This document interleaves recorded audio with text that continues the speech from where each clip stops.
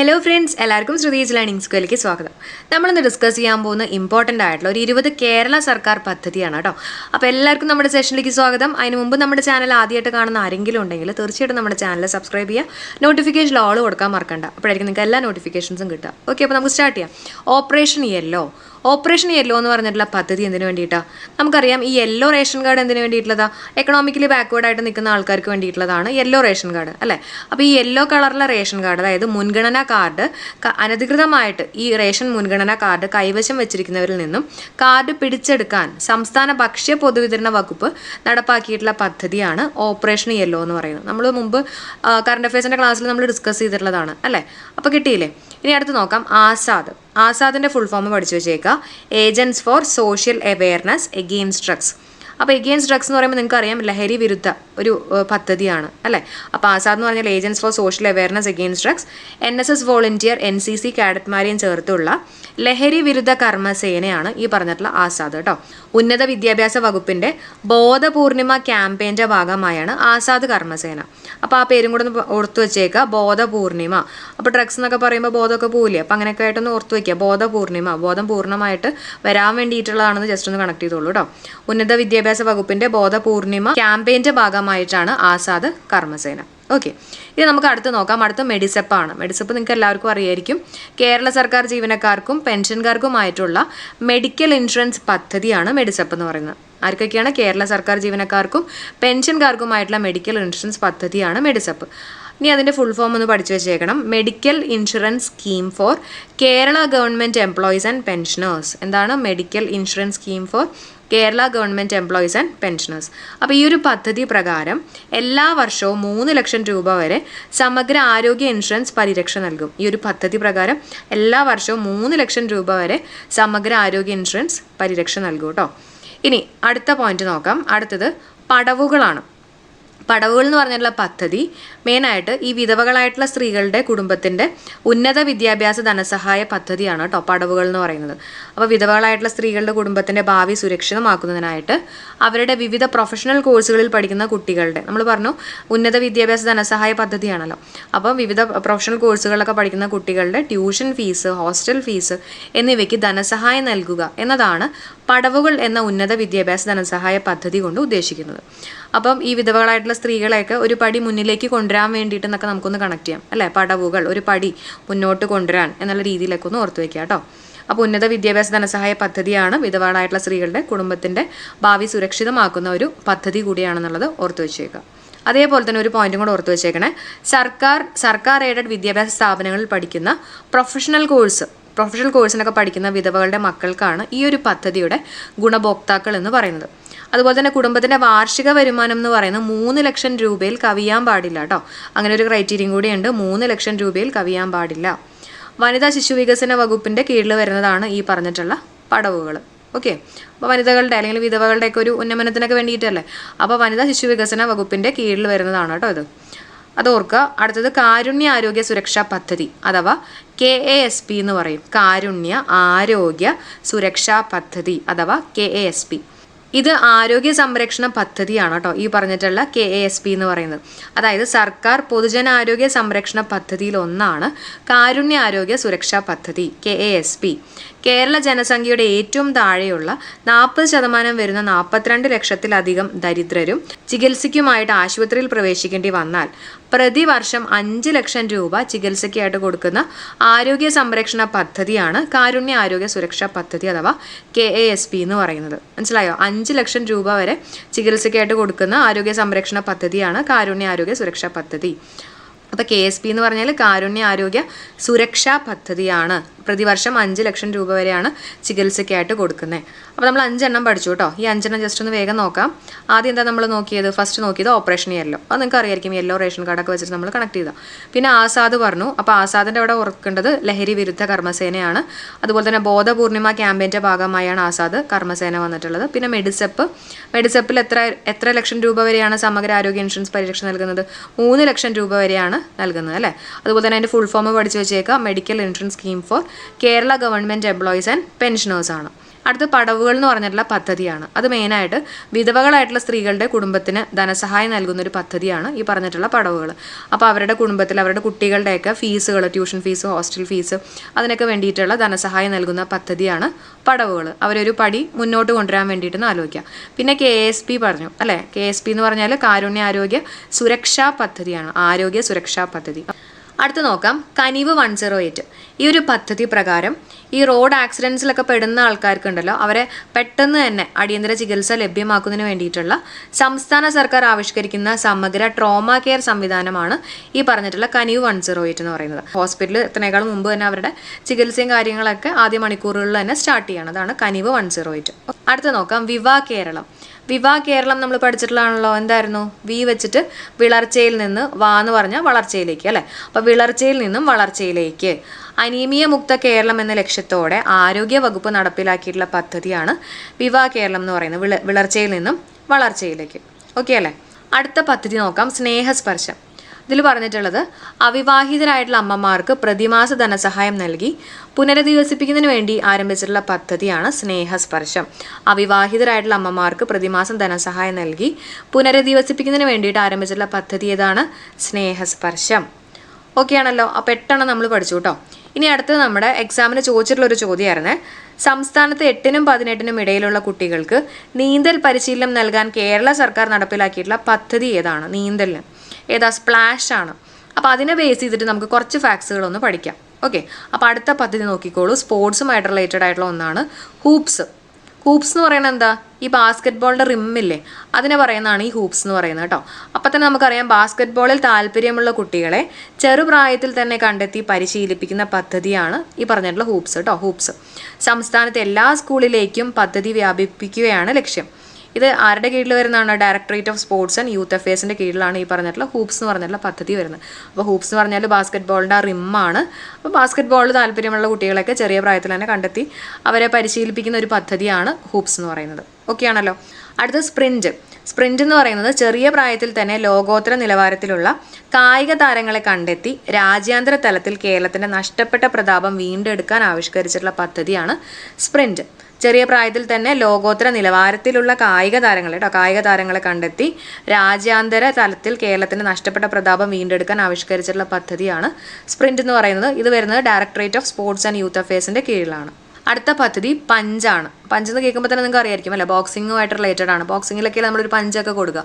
അപ്പോൾ ബോക്സിങ്ങിൽ പ്രതിഭയുള്ള പെൺകുട്ടികളെ ചെറുപ്പത്തിൽ തന്നെ കണ്ടെത്തി ബോക്സിങ്ങിൽ മികച്ച പരിശീലനം നൽകി ലോകോത്തര താരങ്ങളായിട്ട് ഉയർത്താൻ ലക്ഷ്യമിട്ടുള്ള പദ്ധതിയാണ് പഞ്ച് എന്ന് പറഞ്ഞിട്ടുള്ള പദ്ധതി കേട്ടോ. പഞ്ച്.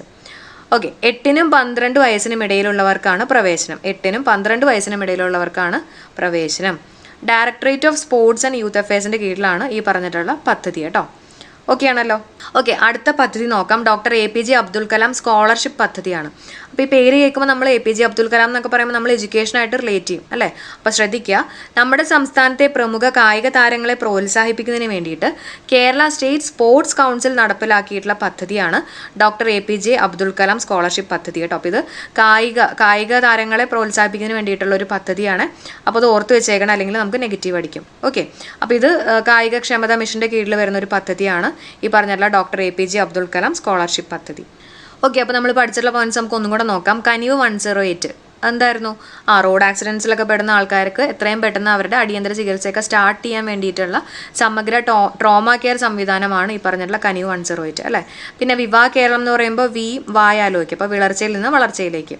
ഓക്കെ. അപ്പോൾ അനീമിയ മുക്ത കേരളം എന്ന ലക്ഷ്യത്തോടെയുള്ള ആരോഗ്യ വകുപ്പിൻ്റെ കീഴിൽ വരുന്ന പദ്ധതിയാണ് കേട്ടോ. സ്നേഹസ്പർശം അവിവാഹിതരായിട്ടുള്ള അമ്മമാർക്ക് പ്രതിമാസ ധനസഹായം നൽകി പുനരധിവസിപ്പിക്കുന്നതിന് വേണ്ടിയിട്ട് ആരംഭിച്ചിട്ടുള്ള പദ്ധതിയാണ്.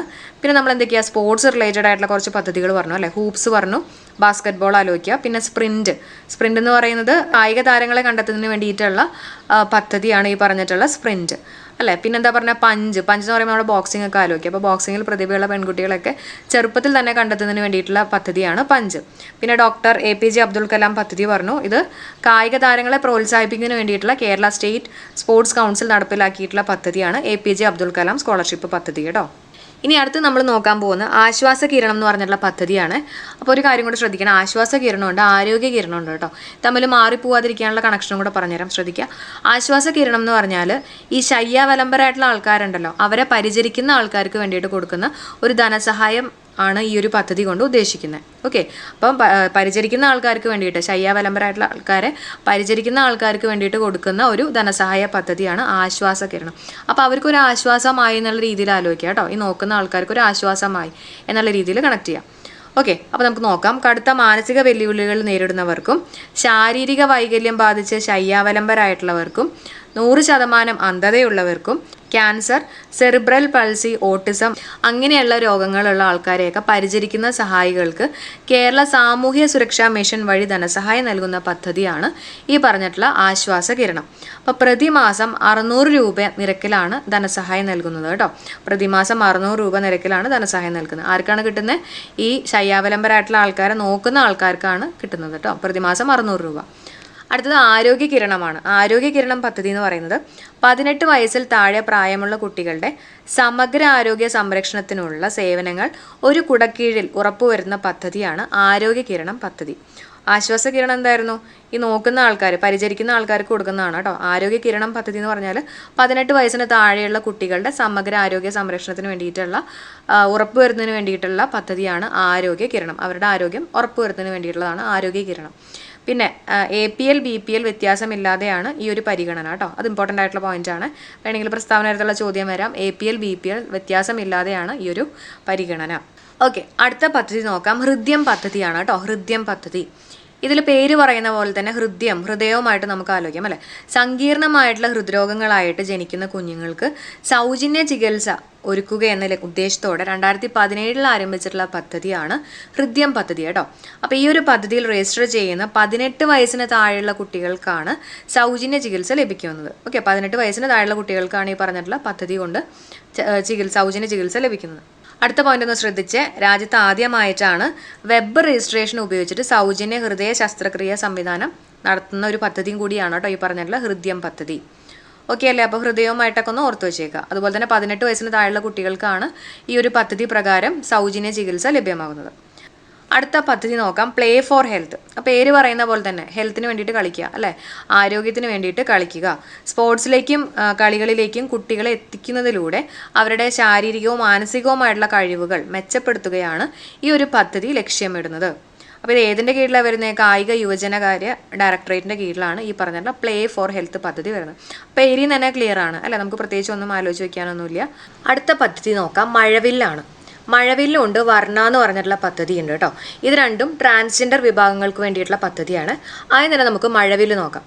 അപ്പോൾ ട്രാൻസ്ജെൻഡർ വിഭാഗങ്ങൾക്കുള്ള ക്ഷേമ പ്രവർത്തനങ്ങളിൽ ഒറ്റ കുടക്കീഴിലാക്കി നടപ്പിലാക്കുന്ന സാമൂഹിക നീതി വകുപ്പിൻ്റെ സമഗ്ര പദ്ധതിയാണ് മഴവില്ല് എന്ന് പറയുന്നത്.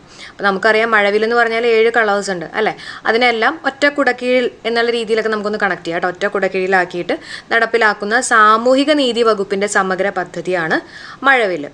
അതേസമയം വർണ്ണ എന്ന് പറഞ്ഞാൽ ഇതേപോലെ തന്നെ ട്രാൻസ്ജെൻഡർ വിദ്യാർത്ഥികൾക്ക് ഡിസ്റ്റൻസ് എഡ്യൂക്കേഷന് വേണ്ടിയുള്ള സാമ്പത്തിക സഹായ പദ്ധതിയാണ് വർണ്ണ എന്ന് പറയുന്നത്.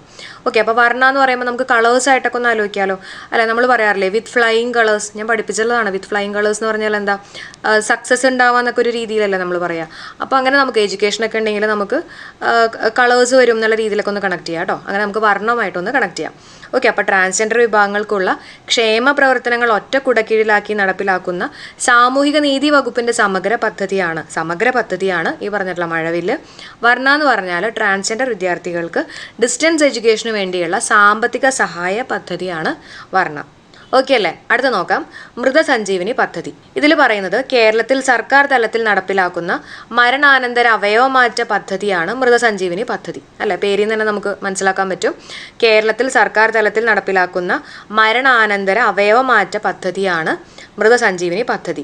ഇത് ലോഞ്ച് ചെയ്തിട്ടുള്ളത്, ഇത് വന്നിട്ടുള്ളത് 2012 അതും കൂടെ ഒന്ന് ഓർത്ത് വെക്കുക കേട്ടോ. ഇതിൻ്റെ ബ്രാൻഡ് അംബാസിഡർ ആരാ? മോഹൻലാലാണ്. ഓക്കെ, അപ്പോൾ മൃതസഞ്ജീവനി പദ്ധതി എന്ന് പറയുന്ന അവയവമാറ്റ പദ്ധതിയാണ്. അതുപോലെ തന്നെ ഇത് ലോഞ്ച് ചെയ്തിട്ടുള്ളത് വന്നിട്ടുള്ളത് 2012 അതിൻ്റെ ബ്രാൻഡ് അംബാസിഡർ മോഹൻലാലാണ്. അടുത്ത പദ്ധതി നോക്കാം. വിദ്യാകിരണം. വിദ്യാകിരണം എന്ന് പറഞ്ഞിട്ടുള്ള പദ്ധതി ഭിന്നശേഷിക്കാരായിട്ടുള്ള മാതാപിതാക്കളുടെ മക്കൾക്ക് വിദ്യാഭ്യാസ ധനസഹായം നൽകുന്ന കേരള സർക്കാർ പദ്ധതിയാണ് വിദ്യാകിരണം. അപ്പോൾ വിദ്യ എന്ന് പറയുമ്പോൾ തന്നെ നമുക്ക് കിട്ടും അല്ലേ. അപ്പോൾ വിദ്യാഭ്യാസ ധനസഹായം നൽകുന്ന ഒരു കേരള സർക്കാർ പദ്ധതിയാണ്. അപ്പോൾ ആർക്കാണ് കൊടുക്കുന്നത്? ഭിന്നശേഷിക്കാരായ മാതാപിതാക്കളുടെ മക്കൾക്കാണ് കൊടുക്കുന്നത് കേട്ടോ. അടുത്ത പദ്ധതി നോക്കാം, ജ്യോതിർഗമയ പദ്ധതി. ഈ ഒരു പദ്ധതി പ്രകാരം മത്സ്യത്തൊഴിലാളികളുടെ മക്കൾക്ക് ലാപ്ടോപ്പ് വാങ്ങുന്ന പദ്ധതിയാണ് ജ്യോതിർഗമയ പദ്ധതി. മത്സ്യത്തൊഴിലാളികളുടെ മക്കൾക്ക് ലാപ്ടോപ്പ് വാങ്ങുന്ന പദ്ധതി കേട്ടോ.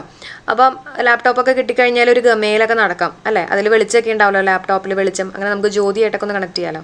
അപ്പം ജ്യോതിർഗമയ, ഗമയിലൊക്കെ നടക്കാം എന്നുള്ള രീതിയിലും കൂടെ ഒന്ന് ഓർത്ത് വയ്ക്കുക കേട്ടോ. ലാപ്ടോപ്പാണ്. അടുത്ത് നോക്കാം, ലക്കി ബില്ലാണ്. അതായത് ഈ GST ബില്ലുകളുടെയൊക്കെ ഉപയോഗം വർദ്ധിപ്പിക്കുന്നതിന് വേണ്ടിയിട്ട് കേരള സർക്കാർ ആരംഭിച്ചിട്ടുള്ള പുതിയ മൊബൈൽ ആപ്ലിക്കേഷനാണ് ലക്കി ബില്ല്. അതായത് നികുതിയായിട്ടൊക്കെ ലഭിക്കേണ്ട പണം എത്താണ്ട് വരുന്ന സാഹചര്യത്തിലാണ് സർക്കാർ ഈ പറഞ്ഞിട്ടുള്ള GST വിഭാഗം ലക്കി ബില്ല് ആപ്പ് പുറത്തിറക്കിയത് കേട്ടോ. അപ്പോൾ നമ്മൾ എന്ത് സാധനം വാങ്ങുമ്പോഴും അതിൻ്റെ ബില്ല് ചോദിച്ച് വാങ്ങിച്ചിട്ട് ആ ഒരു ബില്ല് നമ്മൾ മൊബൈലിൽ അപ്ലോഡ് ചെയ്യുകയാണെങ്കിൽ അതിനകത്ത് ഈ നറുക്കെടുപ്പൊക്കെ എടുത്തിട്ട് നമുക്ക് ഭാഗ്യമുണ്ടെങ്കിൽ നമുക്ക് അതിൻ്റേതായിട്ടുള്ള ഗിഫ്റ്റും കാര്യങ്ങളൊക്കെ കിട്ടും. ഓക്കെ, അപ്പോൾ ഇത്രയും കാര്യങ്ങളാണ് നമുക്ക് ഇന്നത്തെ ക്ലാസ്സിൽ ഡിസ്കസ് ചെയ്യാനുള്ളത്. അപ്പോൾ എല്ലാവർക്കും ക്ലാസ് യൂസ്ഫുൾ ആയെന്ന് പ്രതീക്ഷിക്കുകയാണ്. യൂസ്ഫുൾ ആയിട്ടുണ്ടെങ്കിൽ തീർച്ചയായിട്ടും കമൻറ്റ് ചെയ്യാൻ മറക്കല്ലേ. അതേപോലെ തന്നെ ഒന്ന് ലൈക്ക് ചെയ്യുക, സപ്പോർട്ട് ചെയ്യുക, ഫ്രണ്ട്സിനൊക്കെ മാക്സിമം ഷെയർ ചെയ്യുക കേട്ടോ. ഓക്കെ, അപ്പോൾ നമുക്ക് അടുത്ത വീഡിയോയിൽ കാണാം. എല്ലാവർക്കും bye. Thank you for supporting.